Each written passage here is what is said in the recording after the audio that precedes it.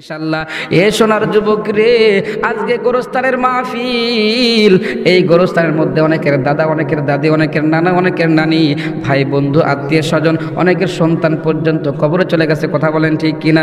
এ বাজান, আমি যখন বয়ান শুরু করলাম, আমার ভাই কিন্তু মাইকে বলে দিলেন যে হুজুর কবর সম্পর্কে কথা বলবেন। কথা বলেন ঠিক কিনা? এ সোনার যুবক, কবরে যারা চলে গেছে তারা তো কবরে চলে গেছে, তাদের জন্য আমরা কি করতে পারি? তাদের জন্য একটা কাজ করতে পারি। আমরা যদি দুনিয়াতে থেকে তাদের জন্য দোয়া করি, এই দোয়ার বরকতে আমার মালিক তাদের কবর আযাবগুলো মাফ করে দিবে। কথা বলেন ঠিক কিনা? এই মুহূর্তে আমি জানতে চাচ্ছি, এই জায়গার মধ্যে যারা বসে আছেন, কার কার বাবা কবরে চলে গেছে? কার কার বাবা কবরে চলে গেছে? হাত জাগান তো দেখি, হাত জাগান। বাবা কবরে চলে গেছে, দেখছেন কতগুলো মানুষের। আহা, নামান, হাত নামান। বন্ধু রে, তার বাবা চলে গেছে, বলেন তো তামাম দুনিয়ার সব মানুষে বাবা বলে ডাক দিবেন। বাবার মতো বাবাকে ডাকলে যে মজা পাইতেন, সেই মজাকে আর কোনোদিন পাবেন? বাবার মতো মায়াবী চেহারা আর কোনোদিন পাবেন? পাবেন না বন্ধু। কার কার মা না একটু হাত জাগান তো দেখি, কবরে চলে গেছে কার কার মা? অনেকের মা চলে গেছে, হাত নামা। আপনারা বলেন তো, যে এই দুনিয়াতে যত মানুষ আছে, যতই সুন্দর চেহারা হোক, মায়ের মতো চেহারা কি আর কারো হবে? কোনোদিন হবে না রে বন্ধু। যার মা নাই সে বুঝে মায়ের কত দয়া, মায়ের কত মায়া। আসেন না, সেই মা বাবার খেদমত করা দরকার আছে না নাই? আল্লাহ পাক রব্বুল আলামিন কোরআন কারিমে বলছেন, ওয়া ক্বাদা রাব্বুকা আল্লা তা'বুদু ইল্লা ইয়াহু ওয়া বিল ওয়ালিদাইনি ইহসানা।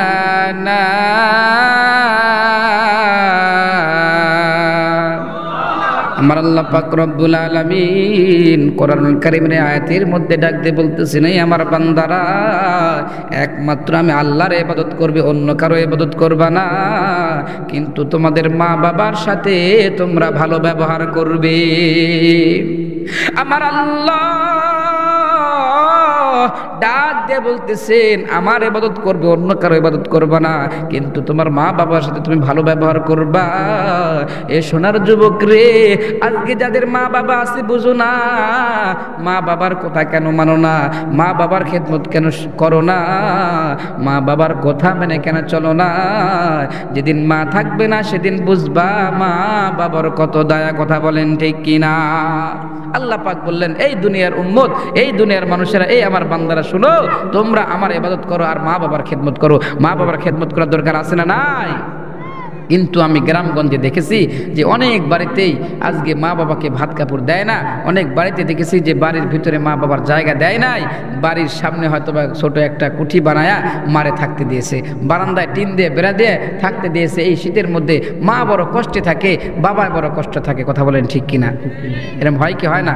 আল্লাহর একজন বান্দা এরকম অনেক বড় শিক্ষিত মানুষ মারে এরকম বৃদ্ধাশ্রমে রেখে আসছে। বৃদ্ধাশ্রমে রাখার পরে সে আর কোনোদিন মায়ের খবর নেয় না। বৃদ্ধাশ্রম থেকে মা যখন অসুস্থ হয়ে গেল, তখন ছেলের কাছে ফোন দেয়।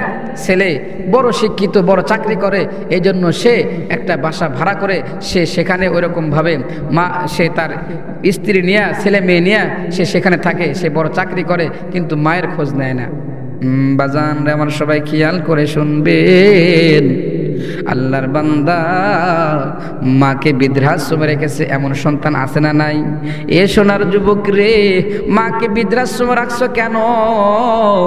মাকে বাড়ি থেকে বাহির করছো কেন?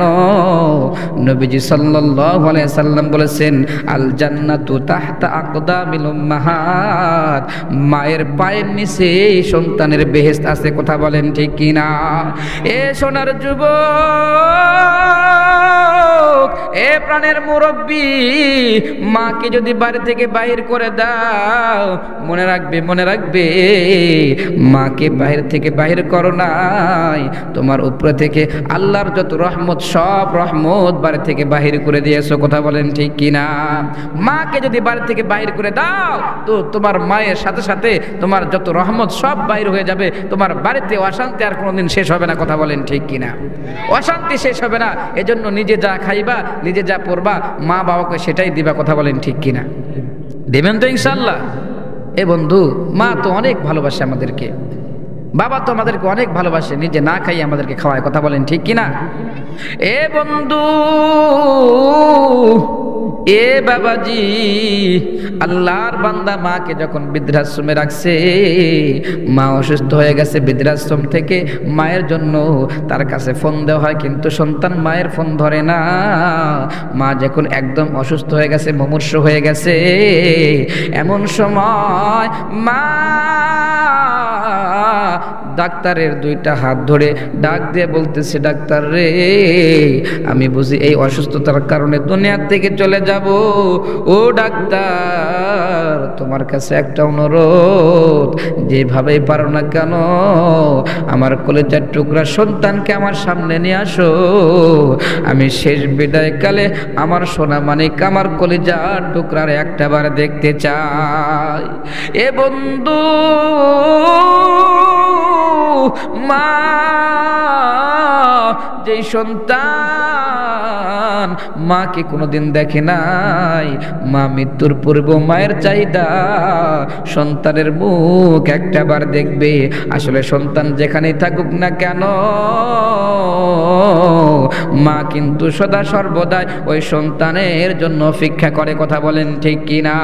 এ বন্ধুর, এই যে আমরা মাহফিল করি, অনেক সময় গভীর রাত্রিতে বাড়ি যাই, বাড়ি যাবার পরে দেখি দরজাটা খোলা মাত্রই মা ডাক দিয়ে বলে, রে সন্তান তুমি আইছো। তখন আমার বুঝে আসে, রে বন্ধু, দুনিয়ার সব মানুষ ঘুমায় থাকতে পারে, সব মানুষ আমারে ভুলে থাকতে পারে, কিন্তু আমার মা আমারে ভুলে না, কথা বলেন ঠিক কিনা?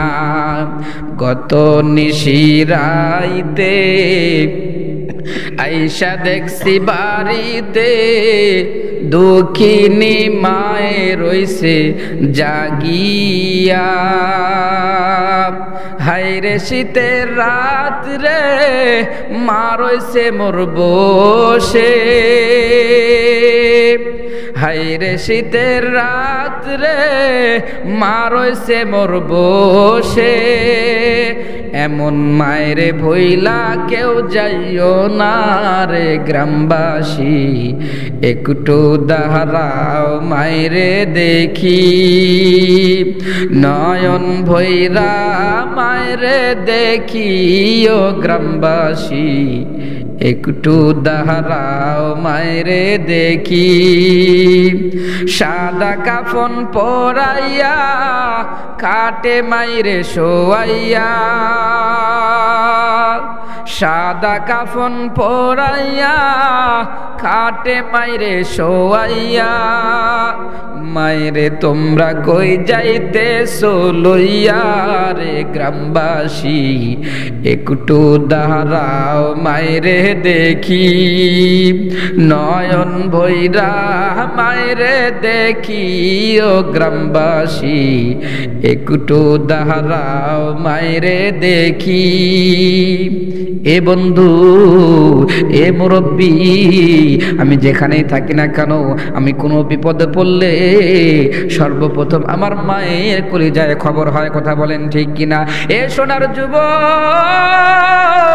আল্লাহর এক বান্দা বিদেশের মাটিতে কাজ করে, হঠাৎ করে কাজে যাইয়া আল্লাহর বান্দার হাতের একটা আঙ্গুল কেটে গেছে। বাংলাদেশে মা মারে কেউ বলে নাই, কিন্তু মার কলিজার মধ্যে আগুন জ্বলে। সঙ্গে সঙ্গে মা যে কাজ করতেছিল, হাতের ভিতর থেকে কাজটা পড়ে যায়, মা চমকে ওঠে, মায়ের কলিজার মধ্যে আগুন জ্বলে। কেন আমার কলিজার মধ্যে এমন হয় রে? সবার জিজ্ঞাসা করে, পাড়া প্রতিবেশী সবাইকে বলে, আমার চাষিকে যায় বলে, আমার খালাকে যায় বলে, আমার ফুবুকে যায় বলে, আমার দাদিকে যায় বলে, কি ব্যাপার আমার কলিজার মধ্যে কেন এমন ধরপর করে? আমার ছোট ভাই একটু পরে বাড়ি আসছে, আসার পরে ডাক দেয় বলে, এই একটু তাড়াতাড়ি করে তোমার বড় ভাইয়ের কাছে একটা ভিডিও ফোন দাও না, আমার কলিজা মানে না, মনে হয় তোমার বড় ভাই বিদেশের মাটিতে কোনো বিপদে পড়ছে। ছোট ভাই ডাক দেয় বলে, মা গো,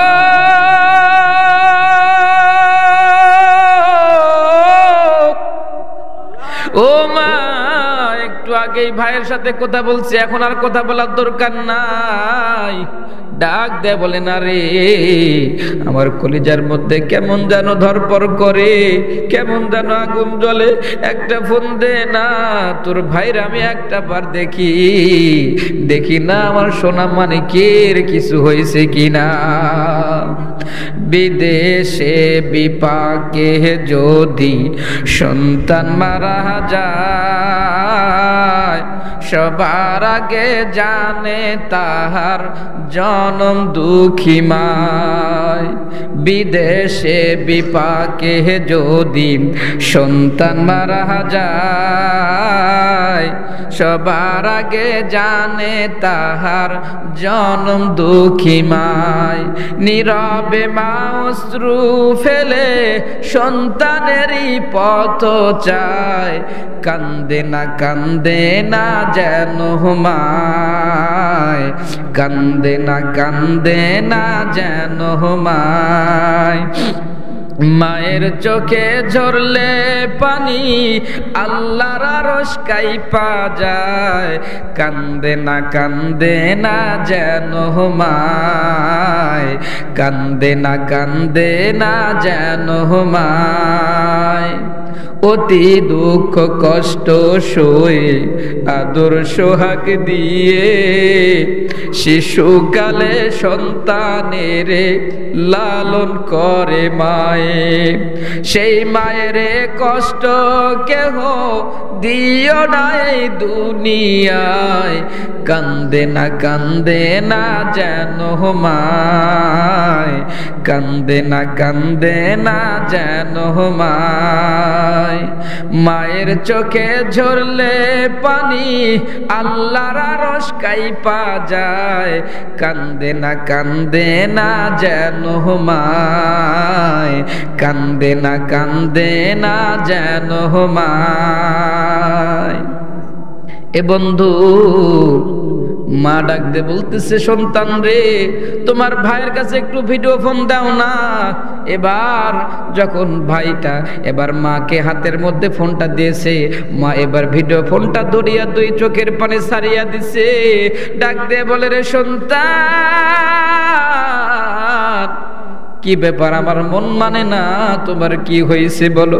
ডাক দে বলে, মা গো,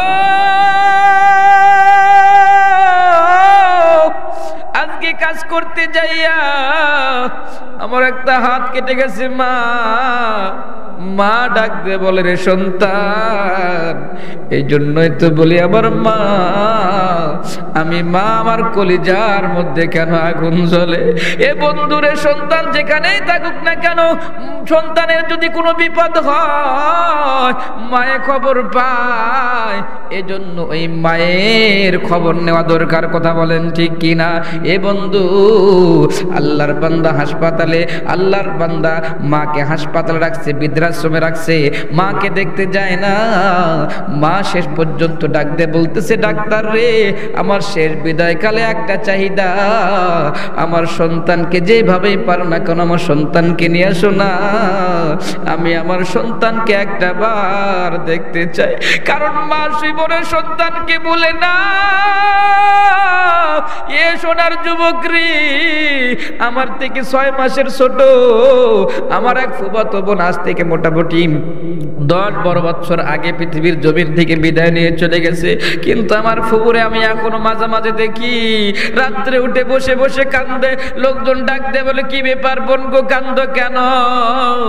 ডাক দে বলে, স্বপ্নে দেখলাম আমার ওই ছোট্ট মেয়েটা আমার চোখের সামনে চলে আসছে। আমার ছোট্ট মেয়েটার চেহারা দেখিয়া আমি মা সহ্য করতে পারি না। আমার ফুফু এখনো মাঝে মাঝে রাত্রে উঠিয়া কাঁদি। এ সোনার যুবক রে, তোমার বাড়ির পাশে দেখো, যদি কারো সন্তান মারা গেছে, মা কত বছর হয়ে গেছে তারপরও ভুলে না।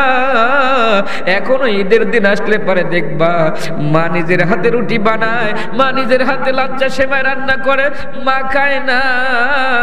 ওই ওই লাচ্চা সেমাই নিয়ে মা বসিয়া বসিয়া কান্দ। বাবা ডাক দিয়ে বলে, কি ব্যাপার, তুমি লাচ্চা সেমাই রান্না করে আজকে ঈদের দিন কেন কাঁদো? মা যেন ডাক দিয়ে বলে, তুমি কি বুঝো না, আজকে ঈদের দিন যদি আমার সন্তান থাকতো, আমার সন্তান এই রুটিগুলা খাইতো, লাচ্চা সেমাই গুলা খাইতো, এই মিষ্টি গুলা খাইতো, আজকে আমার সন্তান কবরে। এই জন্য এখনো আমি মা সন্তানের জন্য কাঁদি। এ বন্ধু, মা কোনোদিন আমাদেরকে ভুলে না। তুমি আর আমি কেমন করে সেই মাকে ভুলিয়া গেলাম, যেই মা 10 মাস 10 দিন তোমাকে আমাকে পেটে ধারণ করেছিল। কি একটা পরিস্থিতি বন্ধুরে জানোনি? আমার যখন মা পেটে রাখছিল, মা ভালো করে খাইতে পারে নাই, মা সারা রাত ঘুমাইতে পারতো না। মা আমার সারা রাত বিছানার সাথে বালিশের সাথে মাথাটা লাগাইয়া 2 চোখের পানি ফালাইয়া সারা রাত কাঁদতো। মা সারা রাত কাঁদিয়া কাঁদিয়া রাত কাটাইয়া দিয়েছি। আমাকে পেটের মধ্যে রাখা কালে আমার মা কত রাত ঘুমাই নাই, আমার মা কতদিন না খাইয়া দিন কাটাইছে। যেদিন তুমি আর আমি দুনিয়াতে আসবো, আসার পূর্ব মুহূর্তে মায়ের পেট প্রসব বেদনা উঠে গেল, মায়ের পেটের মধ্যে অনেক যন্ত্রণা। আমার মা চুলার পর রান্না করতেছিল, পেটের মধ্যে যন্ত্রণা, মা আমার চুলার পাড়ে বসিয়া কাঁদে। আমার মায়ের পাশে কেউ নাই। আমার মা চিৎকার মেরে ডাক দিয়ে বলে, কে আসো গো, আমারে বাঁচাও। আমার মা চুলার পাড়েই বুঝি বসিয়া কাঁদতেছিল। হঠাৎ করে আমার চাচি অথবা দাদি দেখে ফেলছে। কি ব্যাপার, দেখতেছি আমার বৌমা এরকম করে কাঁদে কেন? দৌড় মারিয়া যায়, দৌড়ে ডাক দিয়ে বলে, কি ব্যাপার, তোমার কি হয়েছে? ডাক দিয়ে বলে, শাশুড়ি আম্মা, আমার পেটের মধ্যে আপনার নাতির এত ব্যথা, মনে হয় না আমি আর বাঁচবো। ও শাশুড়ি আম্মা, আমি আপনার কাছে ক্ষমা চাই। আপনার নাতিকে জন্ম দিতে যাইয়া আমি মা যদি দুনিয়ার থেকে বিদায় নি, আমারে আপনি মাফ করে দিয়েন। আপনার সন্তানের কাছে বলেন, সেও যেন আমারে মাফ করিয়া দেয়। এ সোনার যুবক, এ প্রাণের মুরব্বী, আমি আর তুমি যখন দুনিয়াতে চলে আসলাম, আমার মা পেট থেকে যখন আমি বাইর হয়ে গেলাম, বালতি বালতি রক্ত মায়ের পেট থেকে বাইর হলো। এরপরও মা ঠিক মতো খাইতে পারে না, ঘুমাইতে পারে না। তোমারে আমারে লালন পালন করতে গিয়ে মা কত কষ্ট করলো। এই শীতের মধ্যে তুমি আর আমি বারবার পেশাব করে দিতাম, মা ফালাইয়া দেয় নাই। বারবার পায়খানা করে দিতাম, মা ফালাইয়া দেয় নাই। কিন্তু সোনার যুবক রে, আজকে সেই মারে ভুলিয়া গেলা কেমন করে? ওই মায়ের সাথে বেয়াদবি করো কেমন করে? মায়ের সাথে যদি বেয়াদবি করো, জাহান্নাম ছাড়া কোনো উপায় থাকবে না। মা বাবার সাথে বেয়াদবি করবা না, মা বাবার কাছ থেকে দোয়া নিবা, মায়ের কাছ থেকে দোয়া নিয়া যে কোনো কাজে যাইবা, ওই কাজের মধ্যে আমার মালিক সাকসেস দান করবে। কথা বলেন ঠিক কিনা? মায়ে যদি দোয়া করে চলে যাও আরশ পরে, মায়ে যদি দোয়া করে চলে যায় আরশ পরে, সাথে সাথে কবুল হয়ে ফল দেখিতে পাও, সাথে সাথে কবুল হয়ে ফল দেখিতে পাও। মায়ের দোয়া লও হে মুমিন, মায়ের দোয়া লও, মায়ের দোয়া লও হে মুমিন, মায়ের দোয়া লও। বিপদে পড়বে না তুমি যখন যেথায় যাও, বিপদে পড়বে না তুমি যখন যেথায় যাও। মায়ের দোয়া লও হে মুমিন, মায়ের দোয়া লও, মায়ের দোয়া লও হে মুমিন, মায়ের দোয়া লও। আল্লাহু আকবার বলেন। তাহলে মায়ের দোয়া নেওয়ার দরকার আছে না নাই? মায়ে যেটাই দোয়া করবে, খারাপ হোক বা ভালো হোক, এটাই আল্লাহর দরবারে কবুল হবে। কথা বলেন ঠিক কিনা? নবীজি সাল্লাল্লাহু আলাইহি সাল্লাম বলেছেন, হুমা জান্নাতুকা ওয়া নারুকা, মা বাবাই তোমার জান্নাত, মা বাবাই তোমার জাহান্নাম। মা বাবার সাথে যদি ভালো ব্যবহার করো তাহলে জান্নাত পাবে, মা বাবার সাথে খারাপ ব্যবহার করো তো জাহান্নামে যাওয়া লাগবে। যে মা বাবার খেদমত করার দরকার আছে না নাই? মায়ের দোয়া করলে কবুল হয়। আল্লাহর একজন ওলি মানুষ, বিশিষ্ট আল্লাহর ওলি হযরত জুরাইজ রাহমাতুল্লাহ আলাইহি, উনি বিশিষ্ট একজন আল্লাহর ওলি, যিনার কথা স্বয়ং বুখারী শরীফের মধ্যে ইমাম বুখারী রাহমাতুল্লাহ আলাইহি লিখেছেন। এত বড় একজন আল্লাহর ওলি ইমাম বুখারী রাহমাতুল্লাহ আলাইহি বুখারী শরীফের মধ্যে এই জুরাইজের ঘটনা লিখছে। জুরাইজ একদিন নামাজ পড়ার জন্য নামাজের মুসল্লায় দাঁড়াইছে। ইতিমধ্যেই জুরাইজের মা জুরাইজের দরজার সামনে এসে জুরাইজকে ডাক দিয়ে বলতেছে, জুরাইজ দরজা খোলো, দরজা খোলো, দরজা খোলো। জুরাইজের মা ডাকতেছে, জুরাইজ নামাজের মধ্যে দাঁড়ায় আছে। কিতাবের মধ্যে এইভাবে লেখা হয়েছে যে আমার নামাজ আমার মা, যে আমার নামাজ আমার মা, সল্লি ওয়া উম্মি, আমি কোন দিকে যাই? আমার মা ডাকতেছে আর আমি নামাজের মধ্যে দাঁড়ায় আছে। এ সোনার যুবক, এ বাজার, একটু দিল দিয়ে শুনো। জুরাইজ নামাজের মধ্যে দাঁড়াইছে আর মা তারে ডাকতেছে। জুরাইজ নামাজের মধ্যে দাঁড়াইছে, মা ডাকতেছে। জুরাইজ যখন পেরেশানির মধ্যে পড়ে গেছে, আমি কি করব, কোন দিকে যাই? সল্লি ওয়া উম্মি, সল্লি ওয়া উম্মি, আমার নামাজ আমার মা, আমি নামাজের মধ্যে আর আমার মা ডাকতেছে। জুরাইজ নামাজের মুসল্লায় দাঁড়ায় গেছে, মায়ের ডাকে সাড়া দেয় না।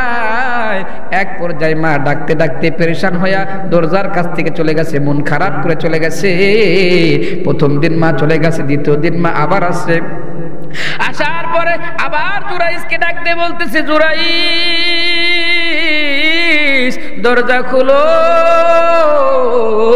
দরজা খোলো, দরজা খোলো। জুরাইজ আজকেও দরজা খোলে না। আজকেও জুরাইজ নামাজের মধ্যে দাঁড়িয়ে গেছে। আজকেও জুরাইজ বলতেছে, সল্লি ওয়া উম্মি, সল্লি ওয়া উম্মি, আমার নামাজ আমার মা, আমি কোন দিকে যাই? আজকেও দরজা খোলে নাই। মা আজকেও মন খারাপ করে বাড়ির দিকে চলে গেছে। তৃতীয় দিন মা আবার আইছে। আসার পরে আবার জুরাইজকে ডাক দিয়ে বলে, জুরাইজ দরজা খুলো, ও জুরাইজ দরজা খুলো, দরজা খুলো। জুরাইজ আজকেও নামাজের মধ্যে দাঁড়ায় গেছে। জুরাইজ আবার বলতেছে, সল্লি ওয়া উম্মি, সল্লি ওয়া উম্মি, আমার নামাজ আমার মা, আমি কোন দিকে যাই? জুরাইজ আজকেও মায়ের ডাকে সাড়া দেয় না, নামাজ পড়তেছে। আজকেও মা যখন চলে যাচ্ছে, মনটা খারাপ হয়ে গেছে। 3 দিন আমার সন্তানের বাড়িতে আসলাম, সন্তানকে ডাকলাম, আমার সন্তান আমার কথা শুনলো না। এবার জুরাইজের মা মনটা খারাপ করিয়া আল্লাহর কাছে বদদোয়া করছে, আল্লাহর কাছে একটা অভিযোগ করছে, ওগো মালিক, যেই সন্তান আমি মায়ের ডাকে সাড়া দেয় নাই, আমি মায়ের কথা শুনে নাই, সে যেন একটা বেশ্যা মহিলার ফাঁদে না পড়ে, সে যেন একটা বেশ্যা মহিলার মুখ না দেখে দুনিয়ার থেকে বিদায় না নেয়। মায়ে দোয়া করে দিছে যে সন্তান আমার কথা শুনলো না, আমার ডাকে সাড়া দিল না, সেই সন্তান যেন একটা বেশ্যা মহিলার ফাঁদে পড়ে যায়, বাজারি মহিলার ফাঁদে পড়ে যায়, সে যেন ফাঁদে না পড়ে দুনিয়ার থেকে বিদায় নেয় না। মায়ে দোয়া করছে, তো সঙ্গে সঙ্গে আল্লাহর দরবারে কবুল হয়ে গেছে। মা খারাপ দোয়া করুক অথবা ভালো দোয়া করুক, যেটাই করুক না কেন, সঙ্গে সঙ্গে আসমানে আল্লাহর দরবারে কবুল হয়ে যায়। কথা বলেন ঠিক কিনা? মা দোয়া করলেই কবুল হয়ে যায়। হাদিসে পাকের মধ্যে কিছুদিন আগেই পড়েছি, 2টা জিনিস এমন আছে যে 2টা জিনিস পৃথিবীর জমিনে করতে দেরি, আল্লাহর দরবারে কবুল হতে দেরি হয় না। যেরকম সুবহানাল্লাহ। 1 নম্বর হলো লা ইলাহা ইল্লাল্লাহ। 1 নম্বর কি? লা ইলাহা ইল্লাল্লাহ। আল্লাহর কোন বান্দা এই কালেমা পড়বে, তো কালেমা পড়ার সঙ্গে সঙ্গে পড়তে দেরি, আল্লাহর কাছে এই কালেমা কবুল হতে দেরি হয় না। যেরকম সুবহানাল্লাহ। আর 2 নম্বর হলো মা বাবার দোয়া। মা বাবা যদি দোয়া করে, দোয়া করতে দেরি, আল্লাহর দরবারে এই দোয়া কবুল হতে দেরি হয় না। ভালো হোক বা মন্দ হোক, সঙ্গে সঙ্গে আল্লাহর দরবারে কবুল হয়ে যায়। জুরাইজের মা জুরাইজের বিরুদ্ধে দোয়া করে দিয়েছে যে আমার জুরাইজ আমার কথা শুনলো না, সে যেন বেশ্যা মহিলার ফাঁদে না পড়ে দুনিয়ার থেকে বিদায় না নেয়। এ বন্ধু, মায়ে দোয়া করেছে, সঙ্গে সঙ্গে অ্যাকশন শুরু হয়ে গিয়েছে। কয়েকদিনের মধ্যে দেখা গেল এলাকার মধ্যে একটা বেশ্যা মহিলা কোথায় যেন একটা কাম করছে, করার পরে তার পেটের মধ্যে বাচ্চা ভূমিষ্ঠ হয়ে গেছে, কোলের মধ্যে সন্তান নিয়ে এলাকার মানুষের কাছে এসে ডাক দিয়ে বলতেছে, এই এলাকার মানুষেরা দেখো, তোমরা যাকে আল্লাহর ওলি মনে করো, এই জুরাইজ আমার সাথে ওয়াকাম করছে, আমার সাথে জেনা করছে, যার কারণে এই জেনার কারণে এই বাচ্চা পয়দা হয়েছে। আমি জুরাইজের বিরুদ্ধে মামলা দায়ের করলাম, এই জুরাইজের আমি বিচার চাই। এ বন্ধুরে, যখন আল্লাহর ওলির বিরুদ্ধে যেই মাত্র মহিলা অভিযোগ করছে, এমনিতেই হুজুরদের তো হাজারো দোষ, কিছু হোক বা না হোক, হুজুরে যদি দোষ পায় ওটাকে মানুষ বড় করে বানাইয়া হুজুরের খবর করে দেয়। কথা বলেন ঠিক কিনা?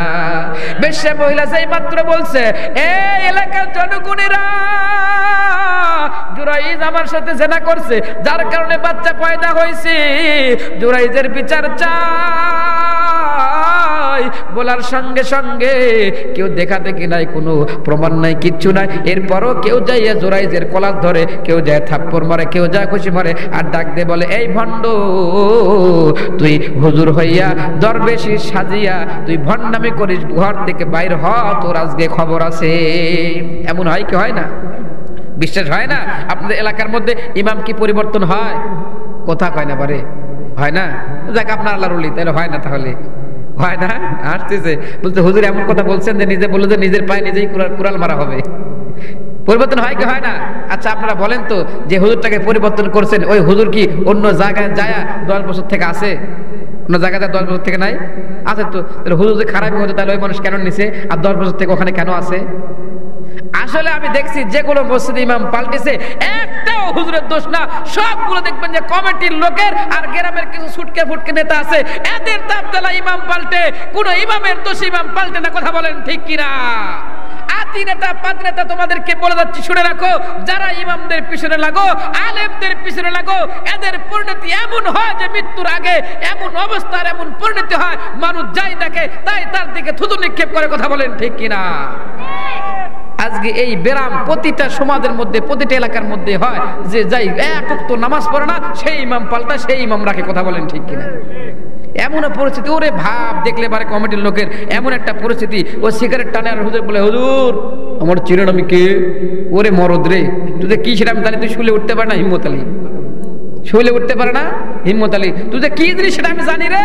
মাঝে মাঝে তুই বইয়ের হাতে ঝাঁটার বাড়ি খায়, তারপরে তুই বাজারে চলে আসিস, সারাদিন আর বাড়িতে যাস না, কারণ গেলে তুই আবার ঝাঁটার বাড়ি খাবি, তোর ভাত বন্ধ, তুই সারাদিন এখানে বসে খালি সিগারেট খাস, তুই বাড়িতে গেলে তোর ভাত বন্ধ, সিগারেট খায় পেট ভরা লাগবে। কথা বলে ঠিক কিনা?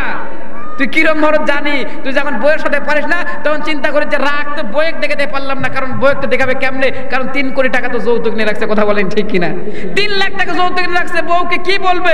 বউ আরো মাঝে মাঝে ধরে ধরে পাশ দেয়, আর ওই রাখছে এখন ছাড়তে পারে না, চিন্তা ভাবনা করে যে ইমাম সাহেব তো অসহায় মানুষ, ওর উপর তো ছাড়ে, আইসা ডাক, ও ইমাম সাহেব, বইয়ের জারি ইমাম সাহেবকে দিচ্ছে। মনে রাখবে বন্ধু, বোঝানোর জন্য বলতেছে, হাসানোর জন্য না। যারা আজকে ইমামের পেছনে লাগবে, দেখবেন এদের পরিণতি এমন হয়ে যায় যে পরে যে মানুষ দেখে সেই মানুষ থুতু নিক্ষেপ করে। এমনকি এলাকার কুত্তাও যদি দেখে, ওরা দেখলে পরে ঠ্যাং জায়গায়। কথা বলেন ঠিক কিনা? এটা হবে, এটা হাদিসের ভাষা, এটাই হবে। কারণ নবীজি সাল্লাল্লাহু আলাইহি ওয়াসাল্লাম বলেছেন, ইন্নাল উলামা ওয়ারাসাতুল আম্বিয়া, আলেম ওলামা হন নবীর ওয়ারিস।